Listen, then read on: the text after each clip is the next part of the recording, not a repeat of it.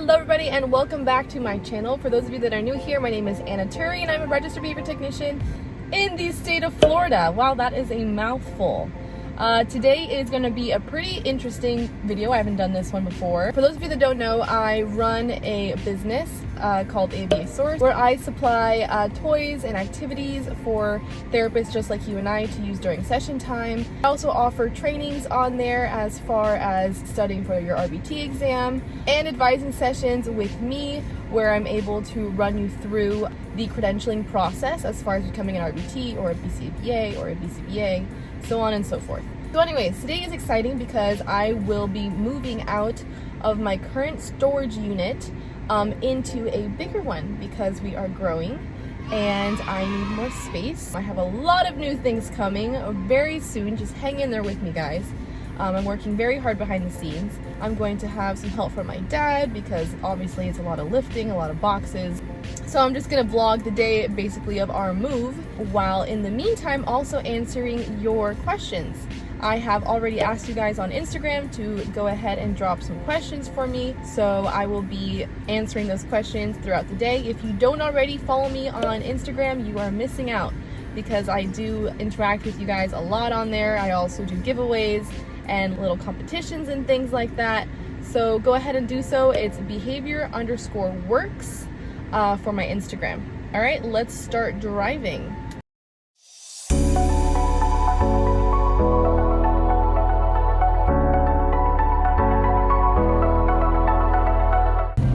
All right, guys, we are on our way to the storage unit. This is the small storage unit, and then we'll get all the stuff, or some stuff, and then we'll head out to the new one.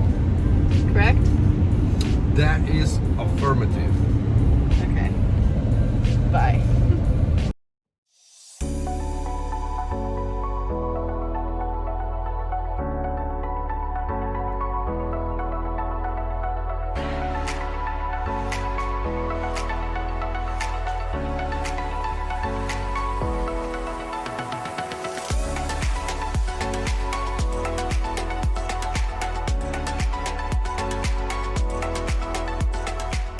Alright guys, so here we are. This is the storage unit that we have currently.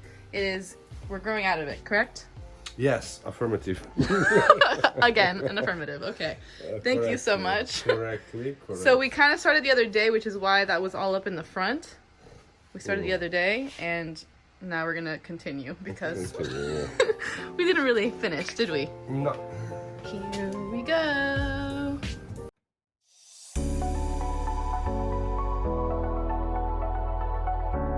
So we are on our way to the second storage. As you can see, we have the stuff there in the back of the truck. So I'm going to go ahead and take a second to answer some of your questions from Instagram. Here is a question. Do you prefer older or younger clients?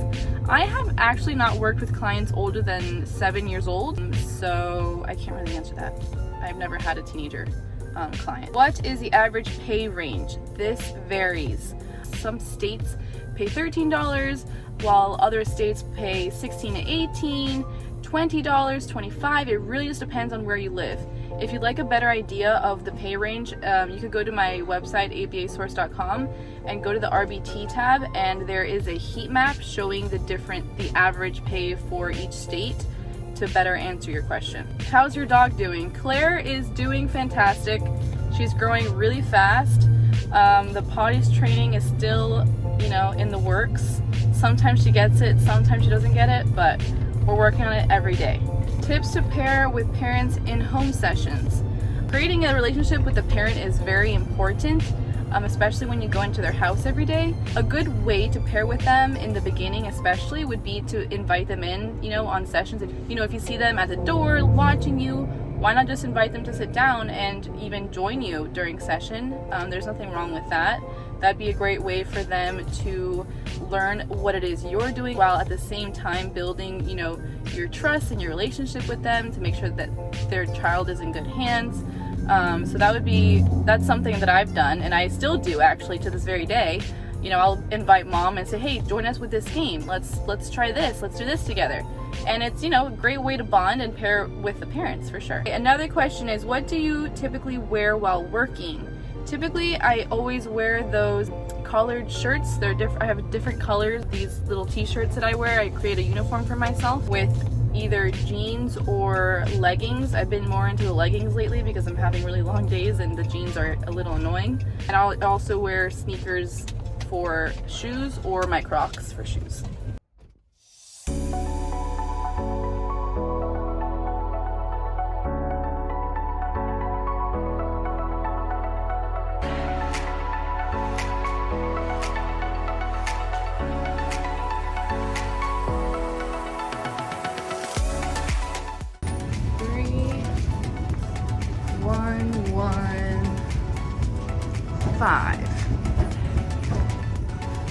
Here she is.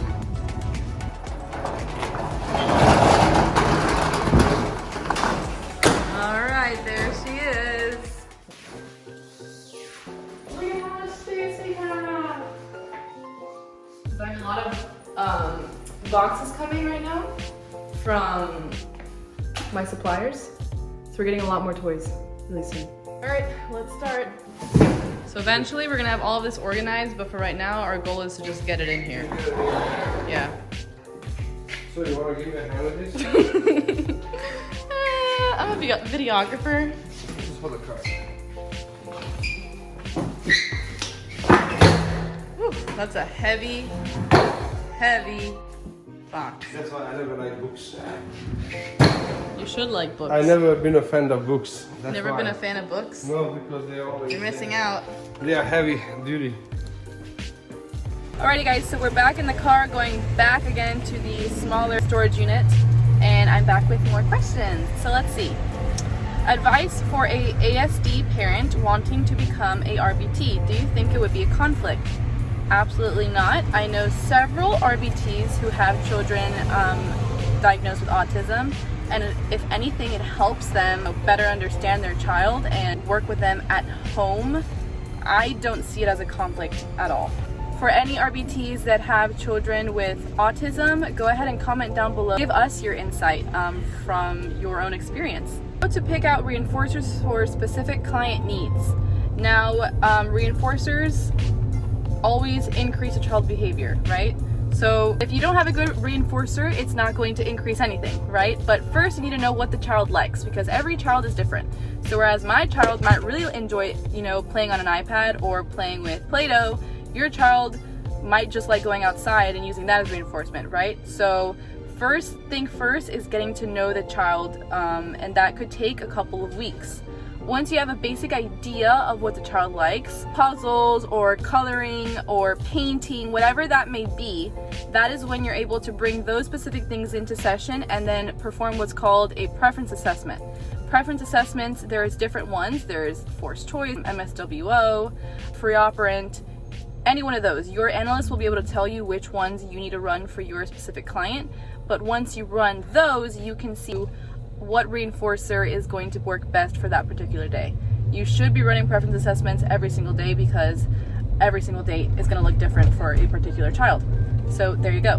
Have you ever worked with clients with difficult parents? How do you deal with parents that are inconsistent? I haven't particularly worked with clients that are difficult. How do you deal with parents that are inconsistent? There's, going to be inconsistencies in everyone, I think. You have to think of the parents. There's a lot going on in their lives. They might have several children. They go to work, whereas we are working every day with their child. So we're in our own little world, whereas the parents might be in their own little world. So sometimes what parents may need is just a little bit of a reminder as to, hey, here's what we're working on. This is what I would like, you guys to focus more on at home. Being able to have conversations with the parents as far as, what goals you want to reach and what goals they want to reach, and just keep the communication flowing, I think is a really important part of having a good relationship with the parents and making sure that the ABA is also being kept up at home. It doesn't just end when the child leaves me. It has to continue at home or it's just not going to work. That's very important. If you ever feel that, the parents aren't doing their part, sorry, ambulance in the back. If you ever feel that the parents are not, holding their own and not doing their part, definitely speak to definitely speak to your analyst about that and have the analyst speak to them. You don't have to, do that. Just let your analyst take care of it. Alrighty folks, we're back at the little storage again, so we're gonna do this all over again. Are you excited? Very excited.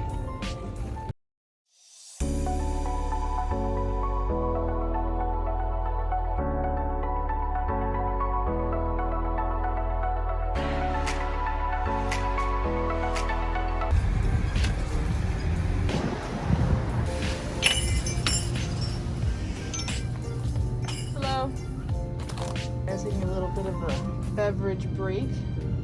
We're both wanting some coconut water. Hello. Where are you? ¿Cómo estás?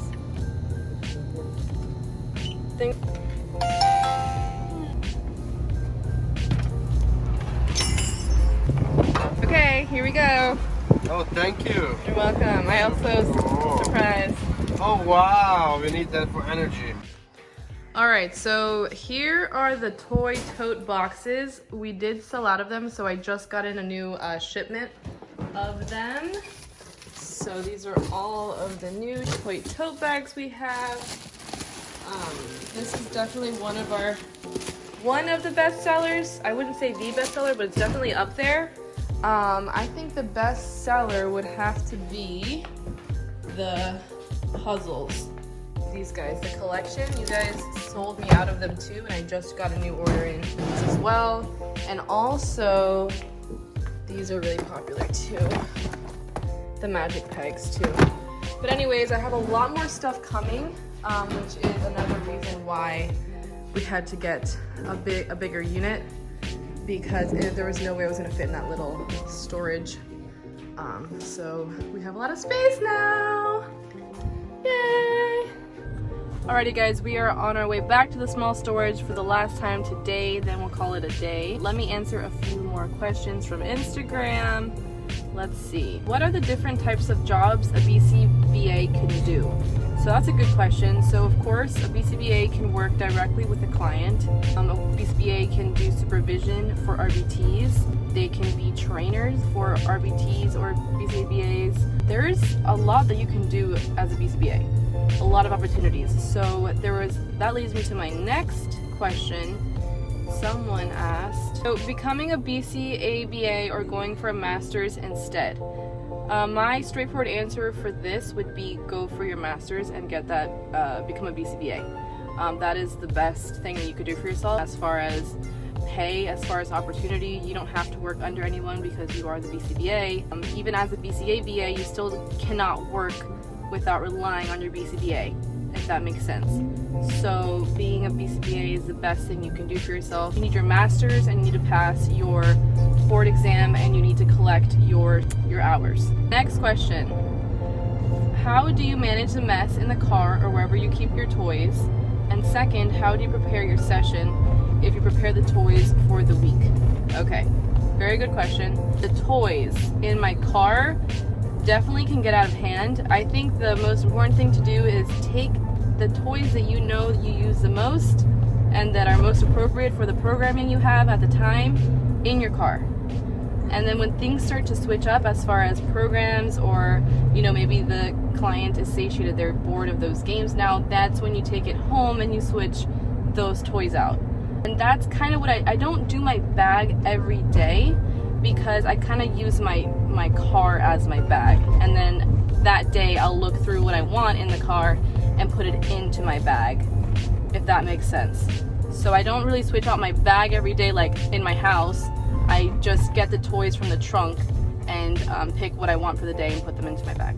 That's what I do. And about this organization in the trunk, it just happens and you just need to take a day and go through it and fix it, especially the puzzles. How is the competency assessment and RBT exam process? Okay, so it's the process itself. As long as you know what you're doing and what your next step is, it's not difficult. Competency assessment sets you up for the exam. So it's basically taking what you've learned in your 40-hour training and applying it in real life by role-playing with a BCBA or BCABA. the key points in your 40-hour training. A lot of people like to stress about the competency assessment more than they need to, and I think that a lot of people that I've spoken to in my advising sessions, that's one of the biggest things that they worry about is the competency assessment. So what I do is I go through the competency assessment with them. I train them in all the points that are going to be touched on, and they come in and they feel a lot, more confident because we've already gone through everything that's going to be on there. So, okay, now as far as the actual RBT exam process, so once you are done with your competency assessment, once you are done with your 40-hour training, you are going to turn in those certificates to the board. Once you have a supervisor, by the way, remember, in order to take the exam, you have to have a supervisor, so that needs to be done as well. Then you're able to sit for the exam. The exam itself, I do not think is difficult. I didn't find it difficult. I passed on my first try. Everyone's different, of course, but studying, you have to study. You have to know your vocabulary. If you did well in your competency assessment, I think that's a really good way to know if you're going to do well in the actual RBT exam. I do have vocabulary practice on my website, as well as a RBT mock exam available too. If you guys want to go check that out and use that as a study source, you're more than welcome to, or study your own way, whatever. But studying needs to be done in order to do well in this exam. They're not out to trick you, I don't think, in the exam. I wouldn't say that it's like a tricky exam, but you just need to know your stuff. So that's it for right now. We're going to go ahead and do our last run for the storage. Thank you guys so much for watching today, and I will see you next time. Please be sure, by the way, to like and subscribe for my channel. Thank you. Bye.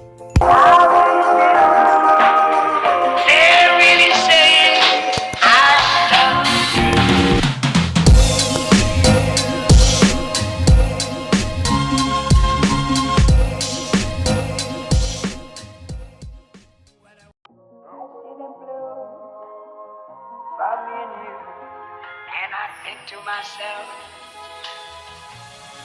what a wonderful world.